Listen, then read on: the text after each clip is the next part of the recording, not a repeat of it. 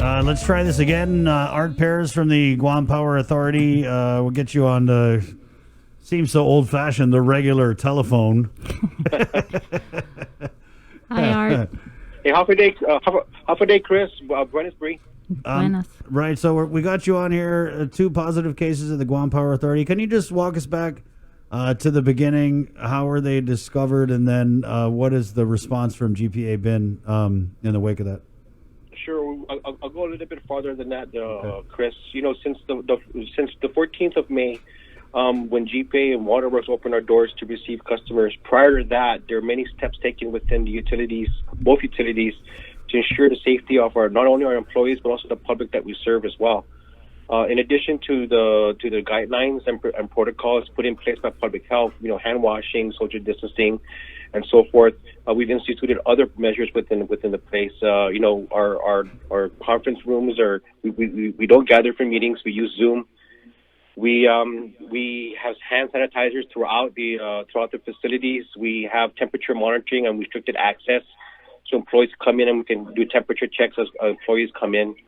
And you know, since the Guam transition to PCOR 3, and our island still remains in a public health emergency. And then, you know, this week, August 4th, it was the GPA was notified 2 employees had tested positive, unfortunately, for COVID-19. At that point, that kicked off. You know, those employees are not at work; they remain at home, following Department of Public Health and Social Services monitored isolation, and that's where we're at. The employees of the infected divisions have been notified. Intensive sanitation, which is an ongoing. Intensive workplace sanitation is contracted out and it's ongoing throughout the week. And from what I understand as well, that the areas that the employees were working in were also intensely disinfected and sanitized and made sure so we can keep the rest of our employees who work there safe as well. Are you guys?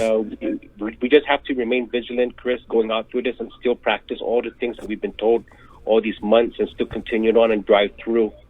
So, you know, I heard you and Bree talking about that. We still need to remain vigilant on and off duty. Right.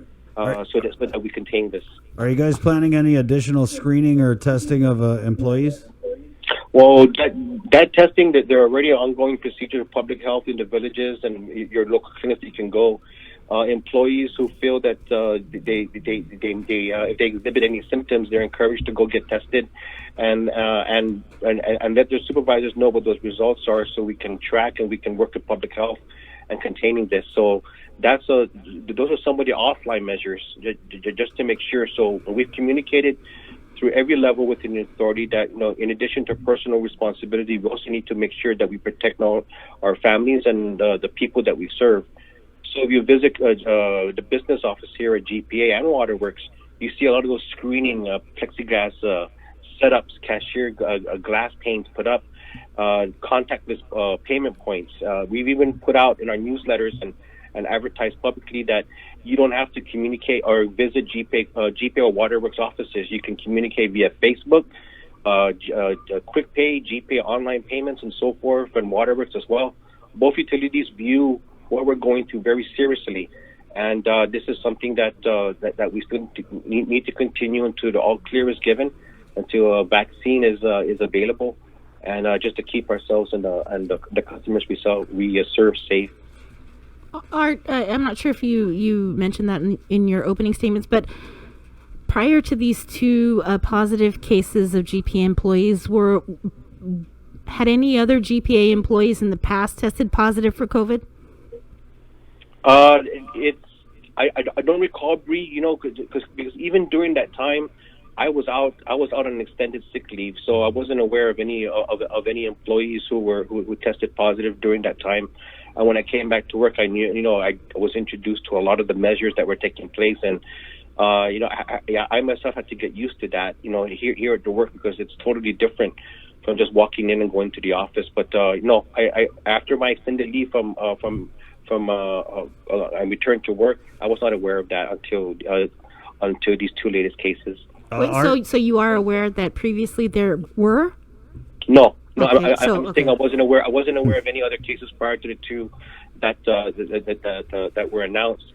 As I just came off as extended medical leave. Right. Art, can you tell us anything about how these employees contracted the virus?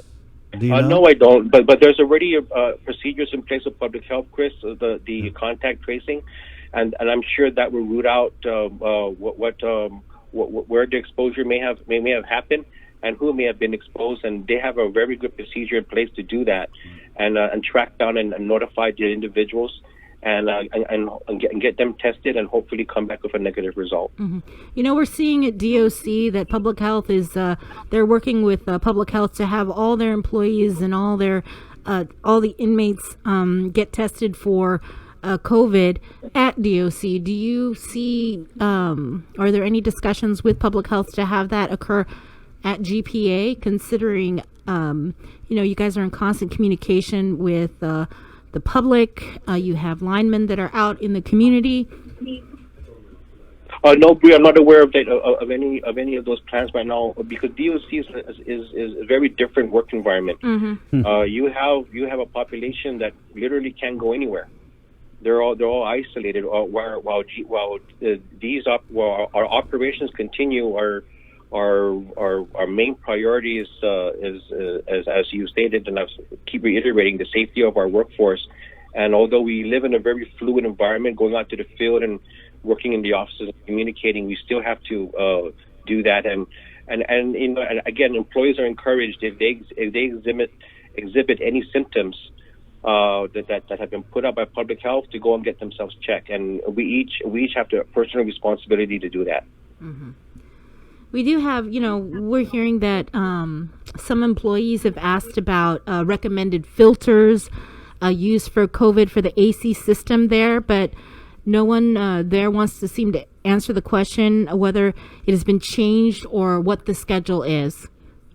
Do you have anything to say about that? I don't have any update on that or any information about those type of requests, but that's certainly something I can check into. Okay. Do we still have to pay our power bill? Yeah, on a case by case, Chris. We don't rely on the general fund, and we've put out on KUEM that those experiencing financial hardships during these times can always come in and seek to a payment plan up to 12 months. Right, and that's for not only residential, Chris. It's also for commercial. We understand what's going on in the community, and we see it, and we want to work with customers. And Bree, you've mentioned earlier, we're all in this together, so we're doing the best we can to be as flexible to the needs of our customers as well. Right on. Okay, Art. Anything? That's it, right? Well, we want to just put on thank every one of our employees and the public for their continued commitment and our personal responsibility to maintain these good hygiene practices as we get through this. And although we're not there yet, I'm sure that Guam as a whole will fight and beat this thing. Okay, Art. Thank you so much. Hagamos, take care. Okay, take care. All right. And remember, guys, with the power bills, you have to go in. You have to make contact with the customer service department if you're late on your bill. You got to call them. Okay, they've been very lenient and understanding with the disconnections. But just because you hear that they're doing a play